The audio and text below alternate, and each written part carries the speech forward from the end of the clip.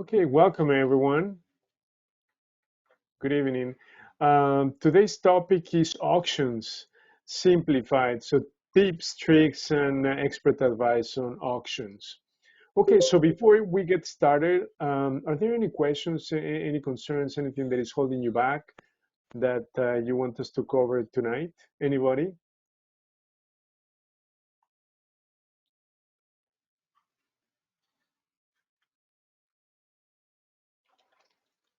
Okay, if nothing, just feel free to jump in.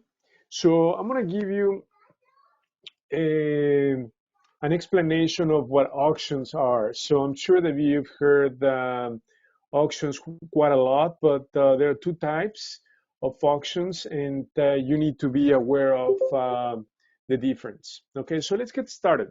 So what's an auction, an online auction? What's an in-person auction in real estate? Okay, why would somebody auction off a property, right? So let's start with the basics. Um, when somebody gets a loan, a homeowner, and for whatever reason they fall behind, then Illinois is a judicial state. What that means is that the lender won't have to go through the court system to foreclose on the owner. So they're going to file a lawsuit through the court system against the owner. So what happens then if the owner, after 3, 7, 9, 12 months cannot concur with the loan? Okay, so that's a big problem because then eventually the judge is going to issue the auction date. So the judge is going to say, okay, Mr.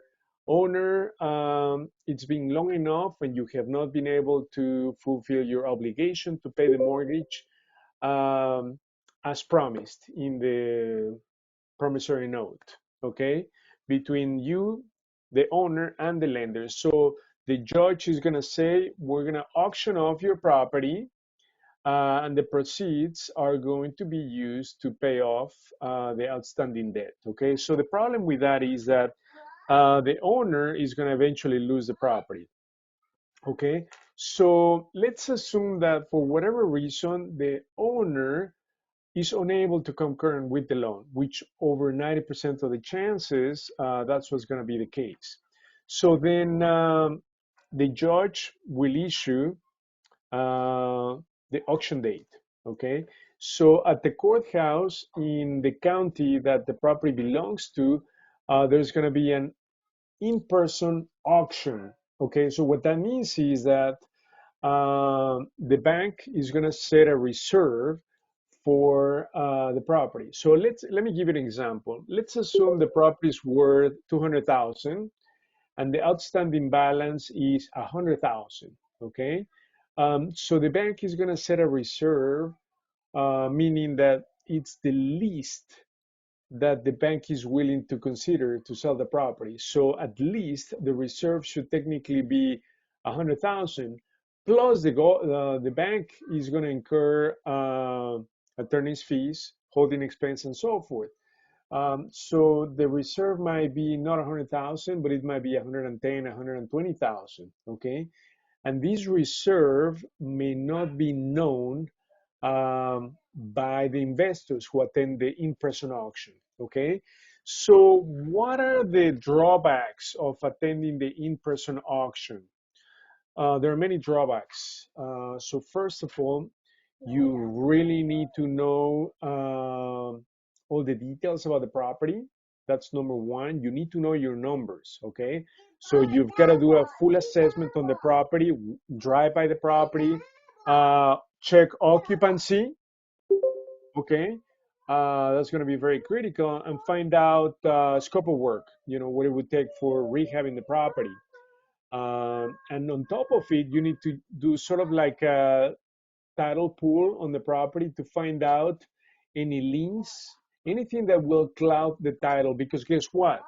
If you make an offer, a bid at the auction in person, you're going to need to pay cash for the property within 24 hours. And you're pretty much buying the property as is, okay?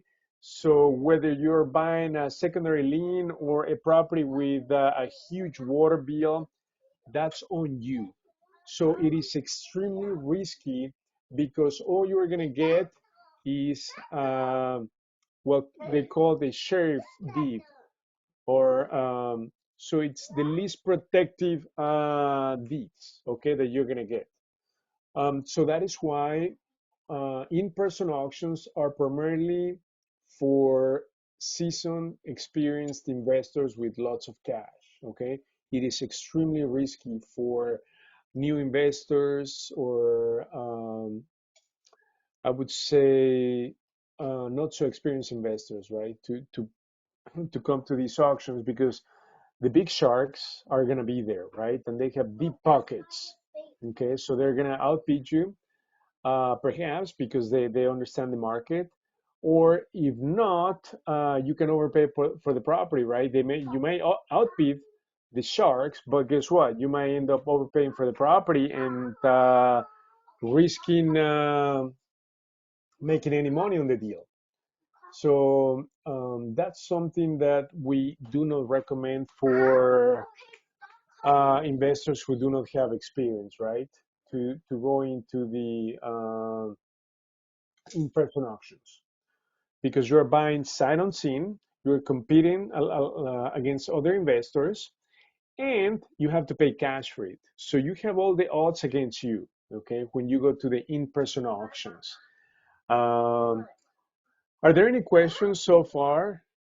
And these auctions are held again at the courthouse in the county that the property belongs to. And we're going to look at some examples. We're going to log on to some online auctioning sites where we're going to be able to see both online auctions and in-person auctions. It's a little bit confusing, but you'll be able to know the difference. Okay. So that's all for in-person auctions. Okay. Now let's talk about the what happens at the in-person auction.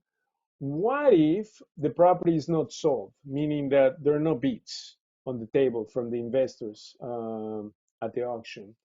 What's going to happen is that the property will automatically um, go back to the lender. Okay, so it becomes an REO, real estate owned or bank owned property. So what does that mean? What it means is that it's official that the owner has lost the property. Okay, so that's the sad news. What does that mean to you, the investor? To you, as the investor, you no longer need to buy the property directly from the seller, because the seller is no longer the owner. Okay, so at this point, we need to work directly with the bank. Okay, the REO.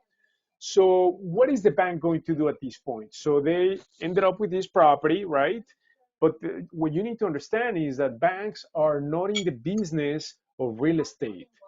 Banks are in the business of lending. So they're going to make their money when they lend out money, okay? Therefore, they're going to want to get rid of the property. So they're going to do two things. They're going to hire an REO broker who's going to list the property on the MLS. And at the same time, they're going to put the property on the main auctioning platforms. These are online auctioning platforms. The five big auctioning platforms are auction.com, hubzu.com, Hudson and Marshall, xom.com, and I'm missing one, Hudson and Marshall, and oh, my mind went blank. I'm missing the fifth one, but I just mentioned the four biggest auctioning platforms online.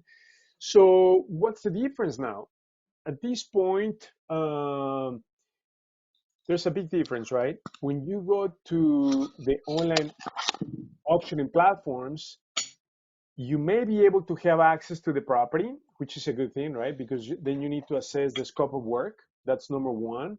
Number two, you may be able to finance the property, so you don't need to pay cash for the property. And number three, um, you may not have as much competition as in the in-person auction, right? So you might have some, less competition, but that's not guaranteed. Competition is not guaranteed. The options are that uh, you will be able to, let me enable my camera. You will be able to finance and see the property. Okay, so that's a good thing.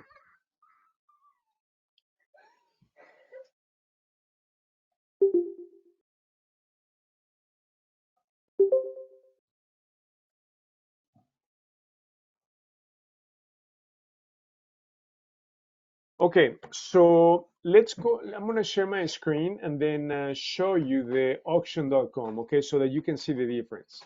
Let me know if you are able to see my screen.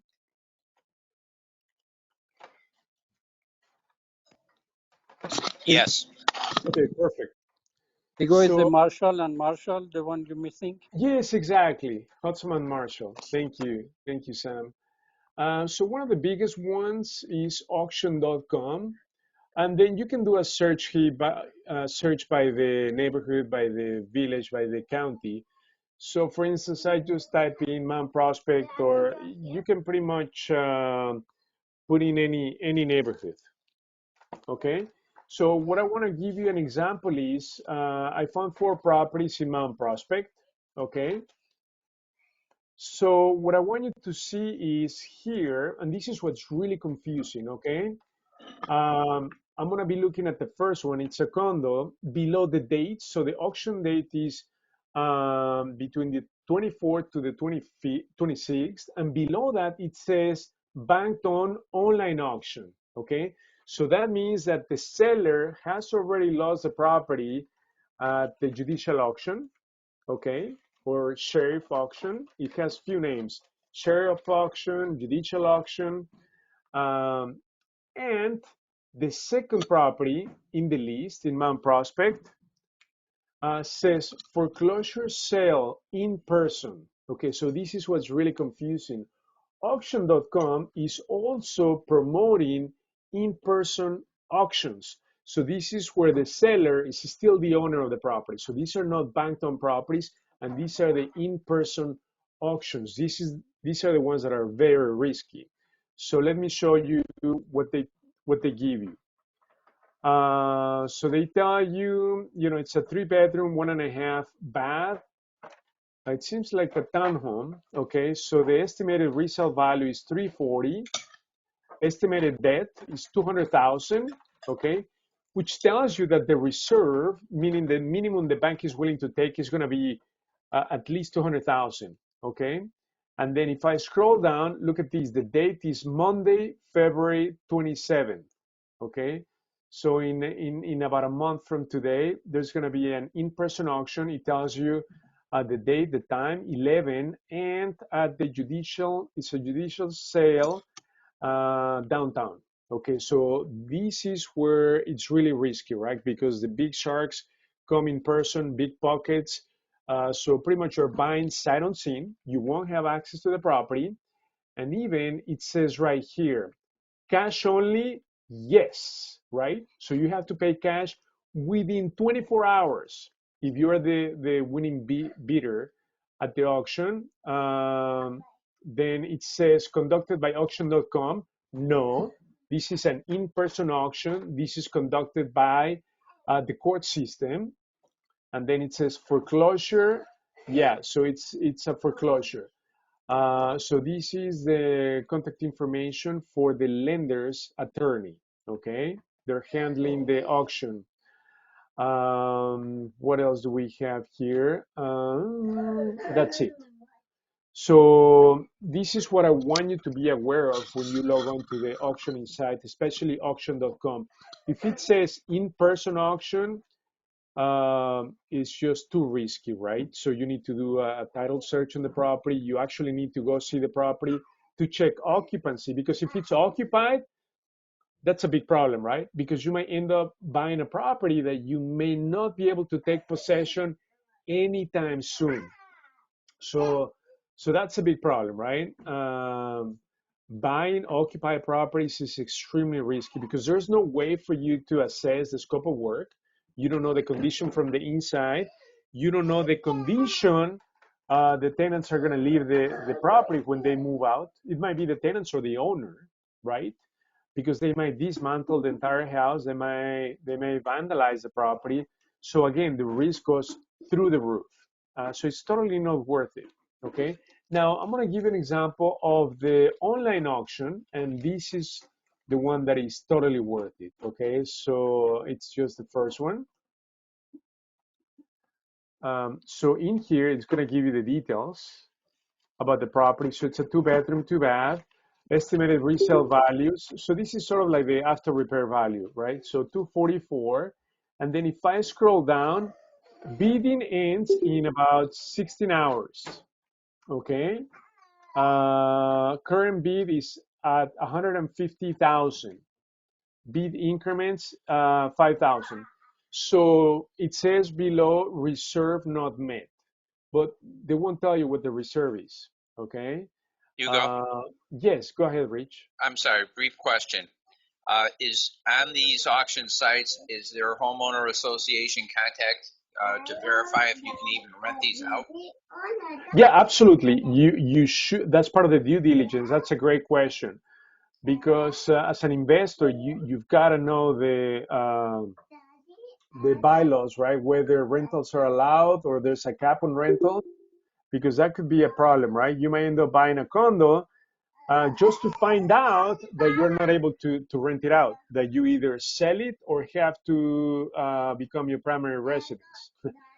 So that could be a problem. So yeah, reaching out to the association is going to be the right option, right?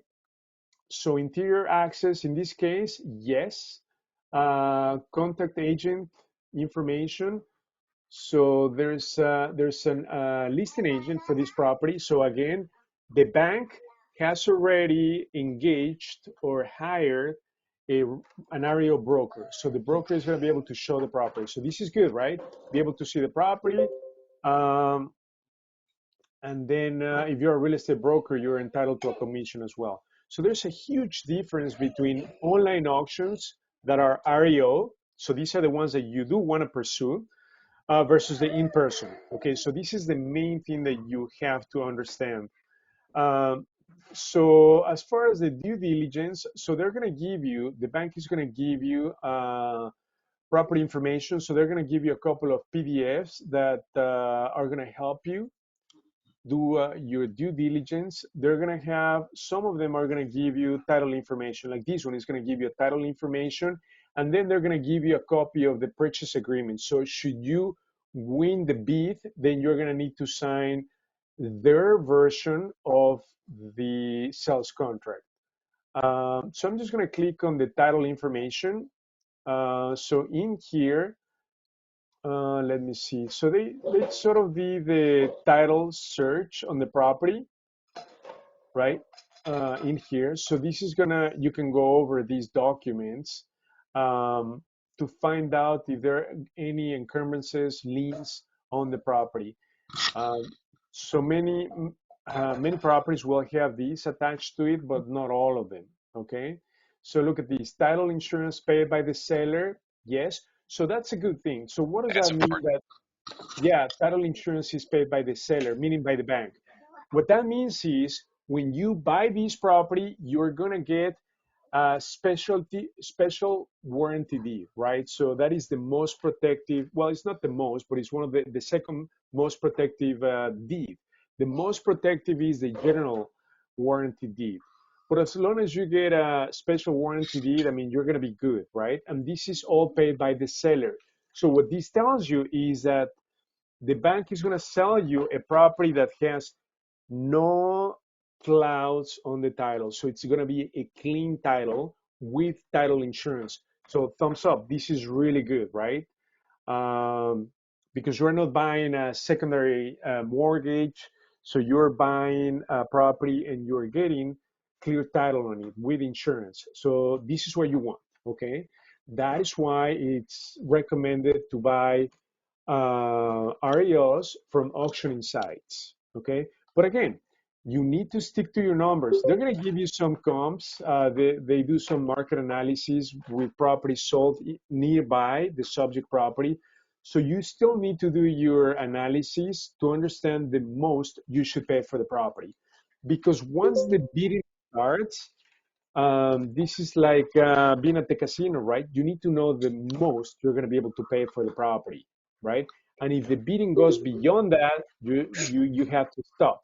Now, if I want to start the bidding, I've got to register for the auction. So there's a button right here that says register for auction. Okay.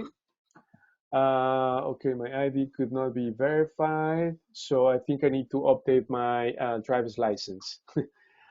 So what they're going to do is once they verify your ID, they're going to request a credit card on file, and they're going to put a hold on your credit card for 2,500. What do they do that? Why do they do that? Because if you become the winning bidder, then they're going to actually charge your card. That's going to be sort of like earnest money, right? If you do not win the bid, they will release the hold on your credit card. So it's not an actual charge on your credit card, okay? And then they're going to charge you, look at this, buyer's premium. It's going to be 5% of the winning bid or 2,500. So whichever the greatest amount is. So let me give an example. If the winning bid is 100,000, guess what? They're going to charge you a buyer's premium of 5% or 5,000. Okay. Uh, so that's how the online auctioning platform makes money. Okay. And obviously, they will also charge the bank. They're going to charge about 10%. They charge about 10% of the sales price to the lenders. So auction.com is going to be making about a 15% commission on every single property they sell online. So they make a killing, okay? But obviously, they have a large audience, so that is why they can, they can charge that premium. Okay, so one of the drawbacks here is that the reserve is not public, so you do not know what the reserve is, meaning what the bank is going to sell the property for. Okay, and sometimes that's a bummer, right? Because let's assume, right, this condo is worth 250,000, and you do your analysis and you say, well, the most I'm able to pay for this property is 175. But what if the reserve is 180, right? Is above your max allowable offer. If you were to know that up front, guess what? You wouldn't even need to start the bidding, right? Because it's just a waste of time. So that's the drawback, right? So as long as you know your numbers, the max allowable offer, the most you should pay for the property, and just as a reminder, the max allowable offer is computed as follows.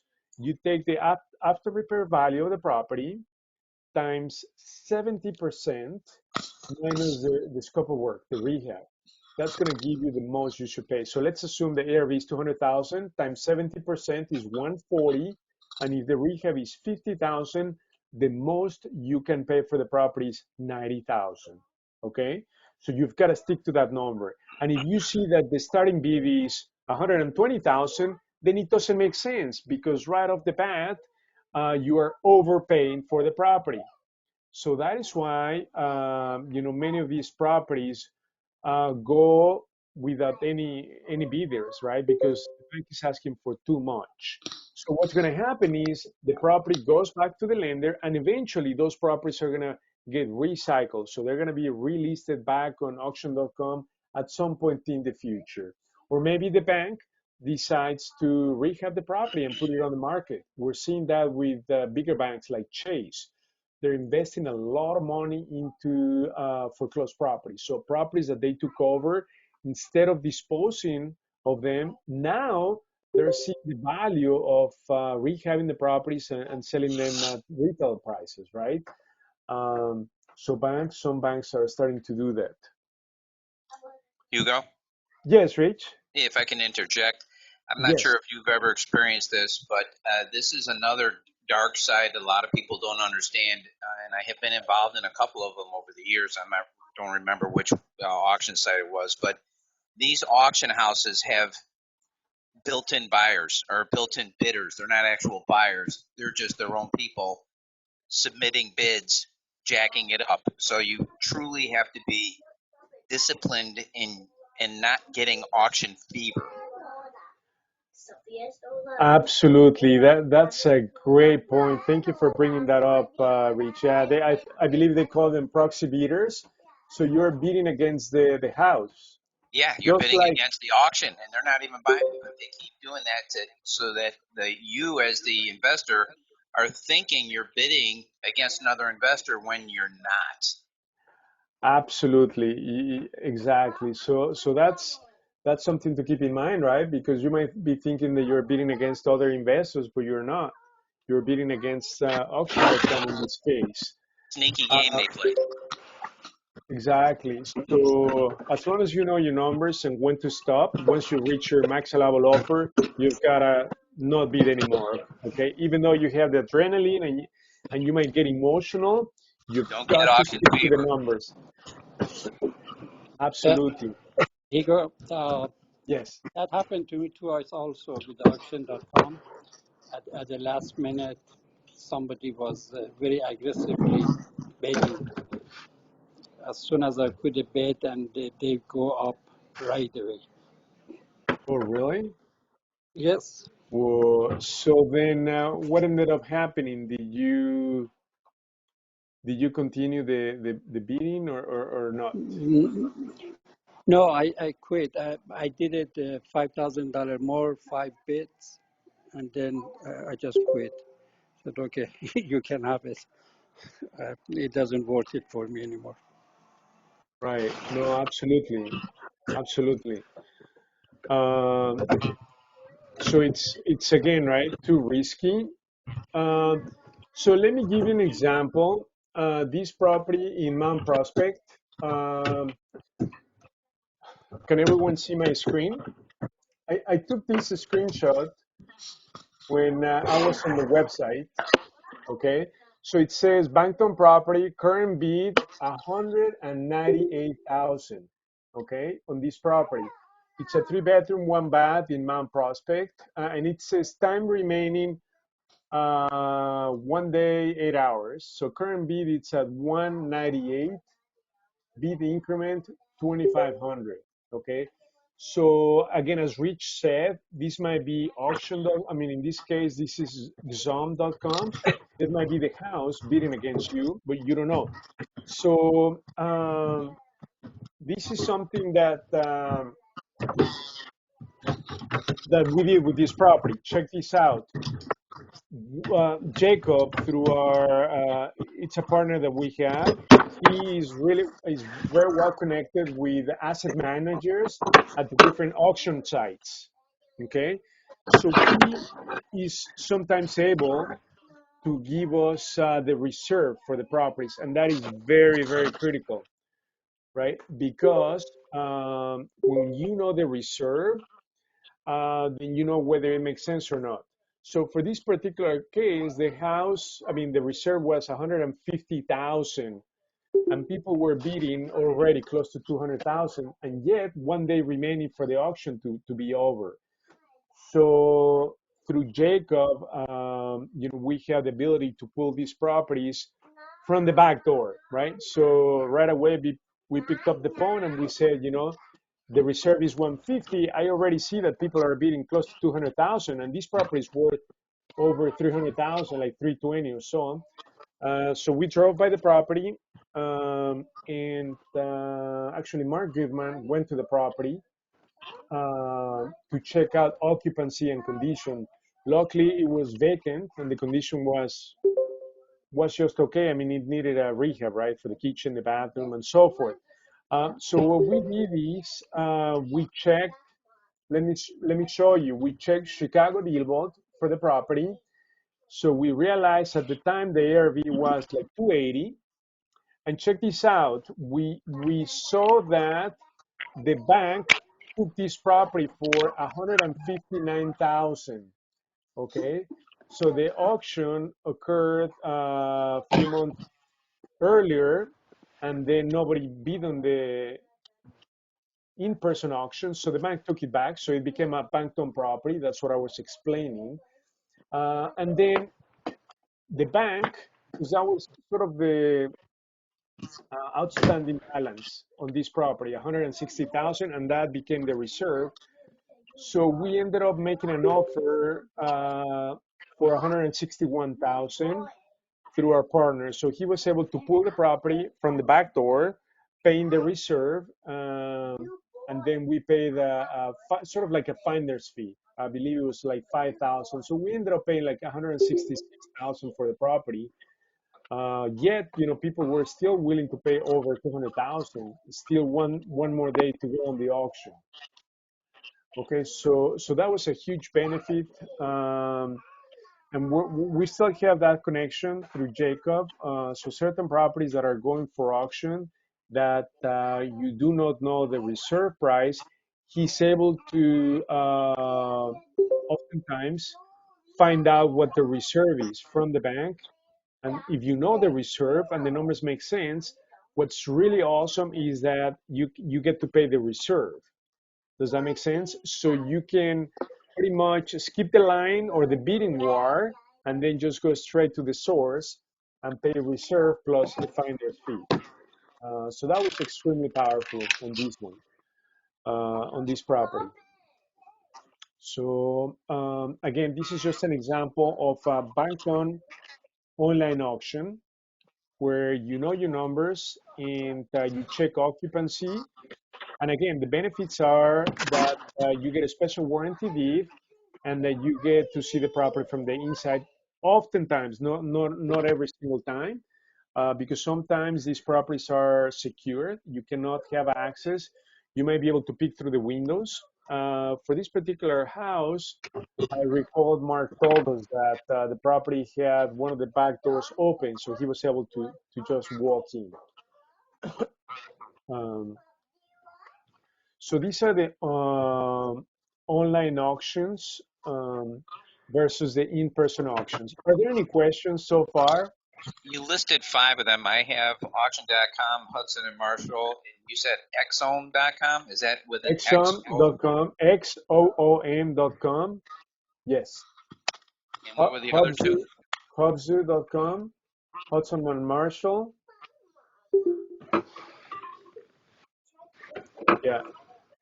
So those are the main. I would say the top 2 are auction.com, Hubzu.com, and Xoom.com. So XOOM.com.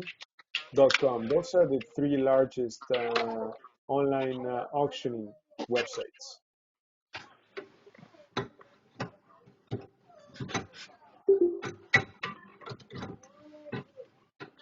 Yeah, so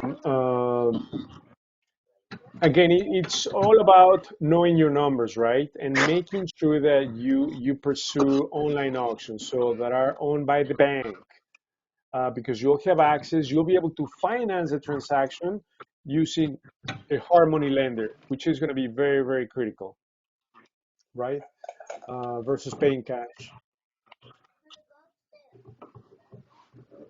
Are there any other questions between bank-owned property online auctions versus in-person judicial auctions? Hey, Hugo, I have a Hugo? question. Yes. Hey, I came in kind of late. Sorry if the question was answered already. Um, with the partner, do you get the list beforehand, or is it if you're interested in a property that's on the site, is he able to pull it from already if it's listed? So yeah, he's able to pull it if it's listed. So let me show you. I'm logging on to Chicago DealVault, and then we have a tab called Shadow Inventory. And so right here, so we got 160 properties this week. Okay, and these are scattered all over Illinois. So it could be like Champlain, Illinois. It could be all different counties in Illinois. So we just need to, once we click on the property, what we do is we send an inquiry. So there's a button that says inquiry. So we just directly communicate with Jacob, asking him for the reserve and if the property is available. So he's going to check with his contacts and asset managers at the auctioning house to find out if the property is still available and what the reserve is. So for us, it's important to know the reserve because that's going to drive our decision whether to pursue the deal or not, right? So knowing the reserve is very, very critical. Unfortunately, on these auctioning websites, they do not disclose the reserve, meaning what the bank is willing to sell it for, which is so critical. All they're going to tell you is whether the reserve is met or not. But to find that out, you've got to engage in the bidding war. So yeah, if there's a property that you're interested in, we can inquiry about it to find out if it's available and what the reserve is. So if the reserve is a number that makes sense for you, then Jacob is going to add his finder's fee on top of it, which is about, I've seen anywhere from 4,000 all the way to 14,000, depending on the deal, right? But again, if you're paying 40, 50 cents on the dollar, then it doesn't matter, right? The finder's fees is a no-brainer to be able to pull the property from the back door and avoid the winning bar, the bidding war. How long does he take to respond back from the time you email him to see if? Sometimes we need to follow up with him with a phone call in case he's not responsive, or he may not get a response right away from his asset managers that he's in touch with. So sometimes we need to follow up. So that is why we try to send inquiries on properties that are maybe 2-3 days from the auction ending, right? If the auction is going to end in maybe 12 hours, there's not sometimes enough time to take action, right? So we learned that way. I mean, we learned that the hard way, right? We were interested in some properties, but unfortunately, they were like few hours left before the auction ended, so they just didn't have enough time to pull it.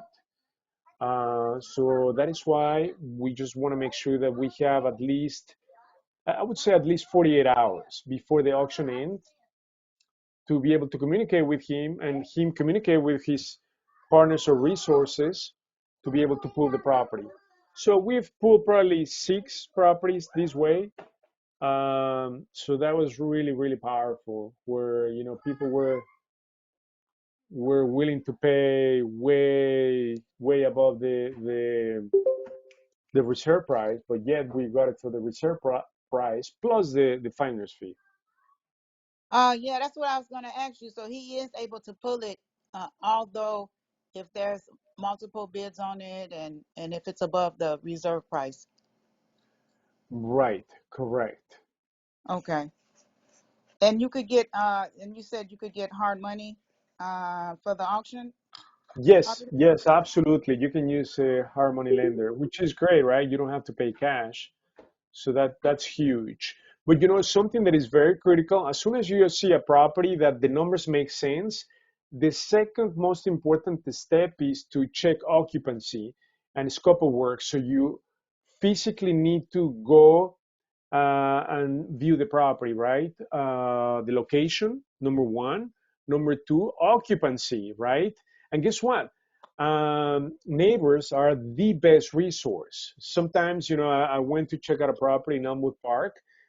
I mean, it seemed empty, but I just talked to the neighbors, right, just to confirm, and the neighbors were able to tell me, oh yeah, the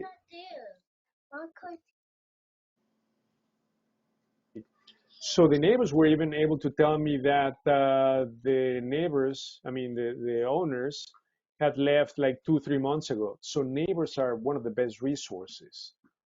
Okay. Because is it that, Hugo, if it's not vacant, it can't be financed? Okay, so if it's not vacant, exactly, that's a big problem for the lender. I'm gonna tell you why. Because let's assume it's occupied, right? And then you win the bid, right? Through, let's say, Jacob, or through the online auction. You sign a sales contract. Then the next step is to engage the lender. So you're going to pay for an appraisal. So the lender is going to need to send an appraiser to the property. So they're going to need access to the property. And if you have an occupant that is not cooperating, which 100% of the times that's the case, then the lender is going to deny the loan. They're going to say, well, if we cannot have access to the property, there's no way we can underwrite the loan, and they will just not be able to give you the loan. So that is why pursuing vacant properties is very critical. Now, let me give you an example. There was a case where we found the property, we went to the property, and it was occupied. Okay, so we spoke with the individual. It was not the owner, it was like a tenant, and we did a cash for keys. Okay, we said, we're going to give you X amount of dollars if you do three things for us. You let us in to assess the scope of work. We take possession of the property before our closing date is scheduled, and you give us the keys, and the property is in broom clean condition when you move out, and then we give you the cash. Okay, so the occupant agreed. It was not the owner, it was like a tenant of the owner. So they agreed, and we were able to have the appraiser come in the property, appraise the property.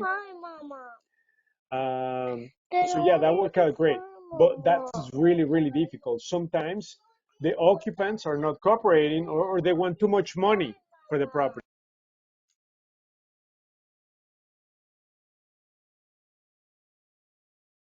Does that make sense?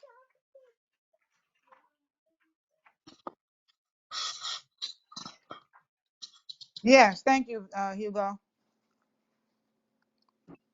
With Hey, regards you. to the reserves, Hugo, uh, Yes.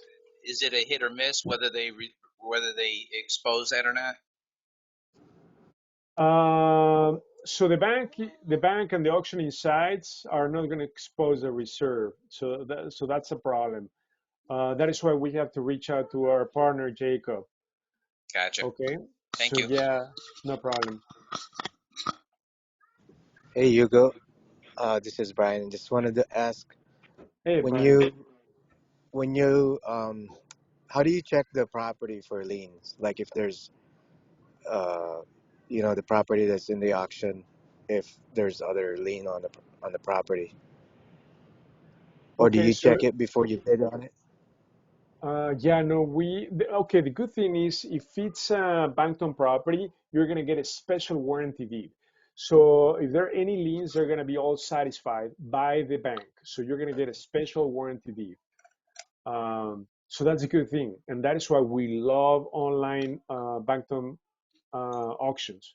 That's just the way to go. So we never have to worry about that. We don't need to pull title on it prior to it. So that's one of the biggest benefits, right? You get a special Oh, warranty deed, and it's the title insurance is paid by the bank. okay. So So it's different than the sheriff sale at the county.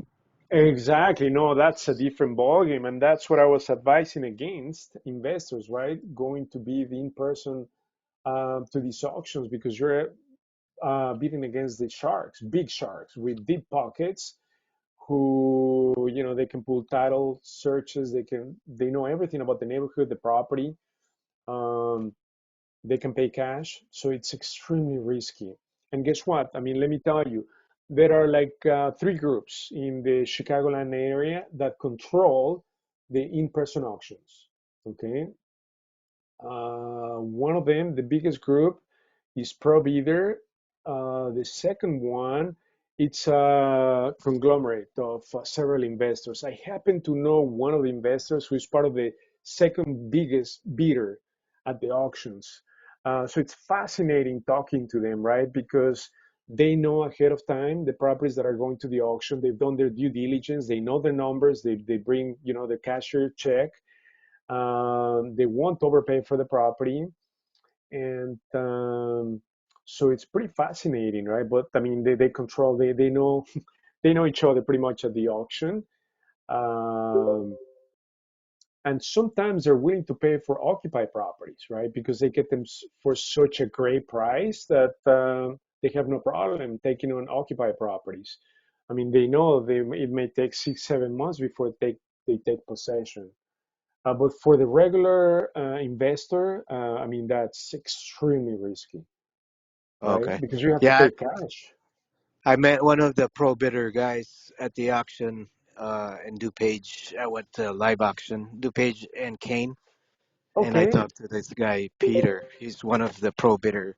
So there's a group of them that goes to every county, and they have assigned areas that they go to, and then they just that's all they do is they just bid on properties. exactly. And I happen to know Peter. He's from Bulgaria. He's a good friend of mine. So yeah, I know Peter. He's really sharp. Yeah. He's very sharp. But yeah, they have a few people, so they go to every single county, different live auctions, and they're number one. But I think they're switching to number two. They're not the number one buyer now. Yeah. So they utilize and the way and the reason why they became the number one buyer from the judicial auctions is because they're utilizing their clients' money to buy properties. So they have big pocket clients, and they're buying properties on their behalf. Okay, so that's where the cash is coming from. Hmm. It's not their own money; it's somebody else's money. Right. But yeah, yeah, no, no. How was it like for you to be at the live auction and then, meeting Peter or these guys? Yeah. I went. My main focus was to meet cash buyers. Oh, okay. Yeah, absolutely. I bid on a couple of properties, but I got beat out by the sharks. But Of course. but I wanted to meet the cash buyers so that if we and also if they have extra properties, they want to sell too sometimes. Exactly. So, yeah, one of our partners is, belongs to the second group. And, since they buy a lot of properties, oftentimes they just give us their inventory, right? To move, to sell, to buy, or to do something with it. Right? But oftentimes I've seen some of their properties, either they're occupied or they're totally destroyed from the inside. I mean, I've seen some properties that, whoa, it's going to be an extensive rehab because the damage, right? They have water damage, fire damage, and these are all bought at the judicial auction. So yeah, I mean, it's extremely risky. And these guys, they control. It's like a monopoly. Uh, so that So is why for the regular investor, forget it. mm, so like for the auction.com, so the properties there it's not judicial sales. It's mostly uh bank owned. Is that what you said? Great question. Great question. That's what's extremely confusing because auction.com also promotes online, I mean, in-person auctions. So they just send traffic to to the in-person auctions. Oh, okay. Let me show you. Yeah, that's you'll be able. It shows you when you look for. So let me show you auction.com. I just put maybe Schiller Park. Or okay, so here it's an example.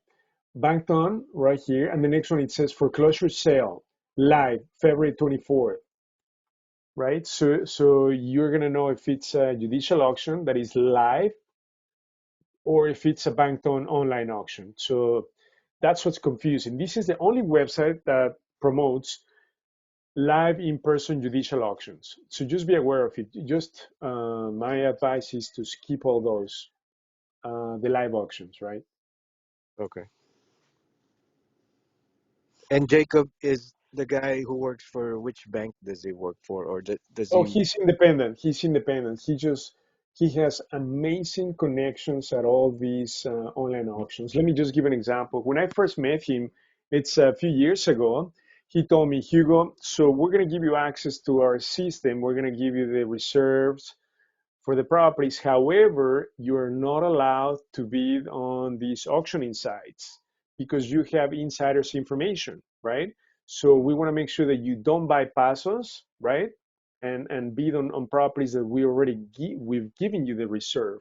So I wanted just to test the waters, and I started to bid on one of the properties. I obviously knew the reserve, and I got a phone call from him, and he said, "So Hugo, what are you doing?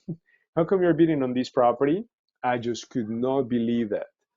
I Oh mean, wow. through his connections and asset managers, once you get vetted through him, they have you on their list. So if they see a bid coming from you, I mean, then they're gonna have a feast, and they say, "Well, Hugo, if you end up buying the property, we're still entitled for the finder's fees.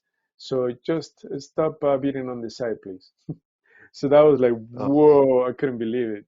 So, but yeah, we developed a good friendship So you thereafter. said there's you said there's limitation on the site that you can bid on, or it's just the property that you can Uh, bid on? so in our case, since we're vetted with him, so what that means is that he wants to work with people that will perform, follow through. Because if I call him and I tell him, okay, Jacob, we want this property, he's going to pull it. He's going to pull all these strings, get the sales contract, get it out of the online auction.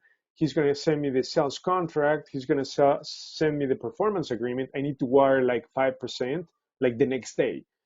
He Mm-hmm. wants to make sure that we're able to perform because he's pulling all these strings. And then if at the last minute I say, oh, I didn't get approved for the loan, or, I don't have the reserves, if I come up with any sort of excuse, Mm-hmm. now I need to save face because he did all of these. He cannot afford to burn bridges with the asset managers. He Right. needs to pay all these people, right? Right. So then he will just blacklist me from, right? So he Right. needs to make sure that people that work with him is going to perform. So let me give an example. One of his clients told him to pull a property in Brighton Park, and last minute they pulled out for whatever reason. So Jacob called me. He said, Hugo, I need you to bail me out. I pulled this property and my client backed out. Can you buy it for me? I said, okay, let me do due diligence. We went to check out the property. I needed over 100,000 in rehab. Even the GC told me, Hugo, please don't give me this project. It's too much work. So I Mm-hmm. was like, whoa, but Jacob told me, Hugo, I'm going to give it to you for a really, really good price, even below reserve. So the property Mm-hmm. ARV was like 340, 350. He said, I'll sell it to you for 120, Mm-hmm. 110. So then what I did is I talked to our wholesalers, Russell and a few other people that we know. I said, how much can we sell this property for? I mean, wholesale it for without doing anything. So wholesaling the property. And they said somewhere in the 160, Hugo. So 50 cents on the dollar. The property is worth like 350, 340, putting at least 100,000 onto the property. So we ended up buying the property. So I said, Jacob, okay, Jacob, we'll buy it. He said, okay, Hugo, you need to pay. We need to close on the property in 3 days. So then in that case, I had to get a private money loan to pay for the Mm-hmm. property. So then I got a partner involved that brought the cash, and I said, we're going to hotel the property and we're going to split the profit. So that's what we ended up doing. We bought the property in 2 days. We paid cash through a private money lender that became a partner. We hotel the property for like 155. So there was a spread in there, like 40, 50,000, but we all split that, right? Between the private money lender, the wholesaler, and us. But we bailed Jacob out, right? Because he needed to save face. Mm-hmm. Obviously, his client got blacklisted, right? There's no way Mm-hmm. he's going to be able to pull another property for that guy, for that client, because he was not able to perform. Hmm. So this is all about relationships and making sure that you work with people who can perform, because it's all about relationships. You get good deals so long you're able to perform, Okay. right? So great questions, Brian. Hey, Thank you. how are you doing, and how's your brother doing? He's a great wholesaler. Yeah, they're doing good. They I think last week they got 6 properties under contract. Whoa, Yeah, they're doing really good. that's So awesome. So we're having a wholesale meeting on Thursdays. Russell is going to be there. I would love for your brother and you to join, and we can help you promote some of these deals, or okay. to move them. When is So it? Sunday? tomorrow, actually Thursday, yeah, Thursday at 4 o'clock. It was supposed to be in the evening at 8 o'clock, but Russell had other commitments. So we're gonna push the meeting to 4 p.m. tomorrow, Thursday. I'm not sure if you guys are able to join, but we talk about wholesaling, finding deals. Hopefully you guys can join. I'll have support send you the invite. Where is it at? Is it live It's or Zoom? online. Oh, okay, okay. Remind me your brother's name. Chester. Chester, yeah, Chester. Yeah, I have him on my phone. Mm. Okay, yeah, awesome. Hopefully you guys can jump in. Thank you. Anybody else? Thank you, Brian. Anybody else? I got a question as far as the auctions. Is it better to use a private money or a hard money organization? I mean Lender. uh lender. I'm sorry, lender. Yeah, that's a great question. So my personal preference is to use a private money lender, and the reason why is because they're going to give you the money for both the purchase and the rehab up front. So you don't need to put any money out of pocket. So you're pretty much using other people's money. Whereas if Hmm. you use a harmony lender, they're gonna you're gonna need to put down at least 10%. If you're a seasoned or pro investor, they're gonna have you put down at least 10 to 15%. If you're a newbie, you need to put down 25%. Plus, you've got to upfront the expense for the rehab. They're gonna reimburse you based on the Hmm. progress that you make, but you do need more reserves if you were to use a harmony lender. So that is why I love private money lenders, because Well, because I was talking, yeah, I was talking in regards of the auction. yeah. Would it be better to use a private lender or a hard money lender Uh, as far as with the auctions? so I would say it's better to use private money because it's sort of like cash right away. You don't need an appraisal contingency, right? They'll just give you the Mm-hmm. money based on your relationship and the numbers you provide. And it's super easy, right? Straightforward. You can close really fast on the property in like 2 weeks. A Harmony lender, because of the appraisal, then it can take up to 3 weeks to close on the deal. And again, you need more reserves if you use a Harmony lender to close for closing expenses and then rehab money. So I Okay. love private money loans, and the interest rates are comparable. So, but again, the only big difference is that private money lenders will not support your growth, right? Because you may be able to do maybe 2 deals and they may not have the money to lend you. Therefore, Harmony lenders will always be there to support your growth. They have unlimited funds, right? So they can do refinances, they can do rehab loans, they can do everything for you. Hmm. So that's also a big plus, right? It's a one-stop shop. We go to a Harmony Right. lender to get the rehab loan, and then once we stabilize the property, meaning that we bought it, fixed it, and rented it out, then we just tell them, can you convert these to a rental loan? So we just refinance, and they have everything from us. So they can do the refi in like 2 weeks. So it's Hmm. all in one place. Whereas if you do the private money loan, then you still need to refinance to pay off the private money loan. Um, Right. so yeah, that is why it has pros and cons. But to support Pros and growth, cons. Exactly. To support growth, to do multiple deals, you've got to go hard money lenders. Our money. Yeah. As far as that, as far as that putting anything, as far as that coming out of your pocket, of course, it'd be private lender.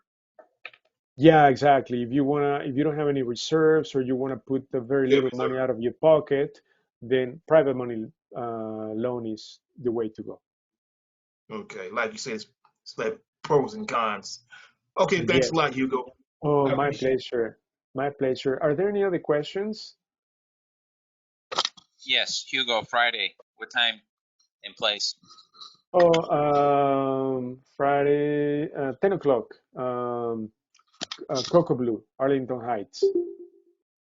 What is it? Cocoa Blue, Arlington Heights, 10 a.m.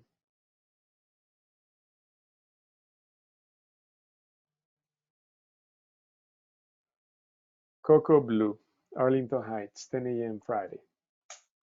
Okay, thank you. Awesome. Thank you. Hey, Hugo, Anybody else? Yes, Veronica. yeah, can you talk about the reserves? I jumped on the webinar a little late and I didn't hear too much about the reserves. Can you tell me what those numbers need to look like? Uh, when you buy a property, if you're using a Harmony lender, or the reserve from the bank. The reserves when looking at auction properties? Oh, okay, yeah, the reserve, that's the problem. If you go to any of the online auctioning websites, they will not disclose the reserve. And the reserve is what the bank is willing to sell the property for. So it's their minimum they can sell the property for. Unfortunately, you will not know. That is why, we have to reach out through our partner, Jacob, to get that number before even we start bidding on the property. Because if the reserve is way too high, the numbers don't make sense. We just skip it altogether. We don't even bother to go check out the property. We need to know the reserve. Yeah, and we obviously it's Oh, important to check occupancy, but that's what that is. oh, Um, got it. you will only know when the reserve is met. There's going to be a message on auction.com, for instance. It says reserve met. So then they're just waiting for the highest bidder. Yeah, that's what that is. Got it. You also have some other questions in the chat. Oh, thank you for letting me know. Let me check. Let me see. What about the hot property auctions? What's your opinion about those?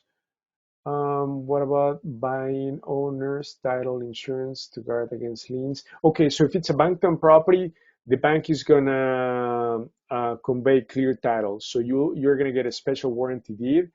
Absolutely, hot property auctions. Yeah, I mean you can get amazing deals. But hot properties, they want you to have those as your primary residence, right? So they're going to have additional requirements just to make sure the property's under your name, that you're not using a commercial loan. But again, you can get great deals, and then you can later refinance with a commercial loan. So yeah, hot properties is also a really good pipeline. Where should the reserves be at? Again, it's up to the bank. Typically, it's the outstanding loan that plus some attorney's fees, carrying expenses that the bank needs to recoup. So that's going to become sort of the reserve, the minimum they can sell the property for. Can we meet? Yeah, okay, that was probably Miguel. Yeah, Arlington Heights, Friday, 10 a.m. Cocoa Blue. It's the name of the coffee place. Cocoa Blue, Arlington Heights. Thank you. Um, thank you. Any other questions? So, guys, if you're interested, tomorrow we're going to be meeting at 4 p.m. Please send us an email to support. I'm going to put it on the chat, support@chicagodealvault.com. We'll be happy to send you the invite for tomorrow's meeting with Russell. So we're going to be talking about finding off-market deals and wholesaling, okay? Heavily on wholesaling. Um, so please send us an email to support and we'll be happy to send you the invite for tomorrow's meeting. And then we're going to be doing a boot camp in March. So stay tuned. We're going to send you an email and invite you. It's 100% free. So we just want to make sure that all the online webinars that we're running, we're going to combine all the information and give it to you in one day. It's going to be at least 4-hour bootcamp, 4 to 6 hour bootcamp, where we want to make sure that you have all this information all at once, right? Because it's important for you to be ready in 2023, utilizing certain strategies that we're going to release for you to be more successful this year. So make sure that you sign up. It's 100% free. In fact, we're going to bring food. It's going to be an in-person meeting, March, okay, mid-March. So it's going to be really cool, a boot camp. So looking forward to seeing you all tomorrow, 4 p.m. If not in person, I'll hang out at Cocoa Blue in the morning after 10:30, 11. So come join Cocoa Blue in Arlington Heights. So thank you everyone for joining today. If you have any questions, please feel free to reach out. I'm going to post my cell phone, 773-368-4551, okay? So yeah, we're going to send info to the bootcamp. Everyone who joined today, we're going to send you info about the bootcamp. It's going to be really, really cool.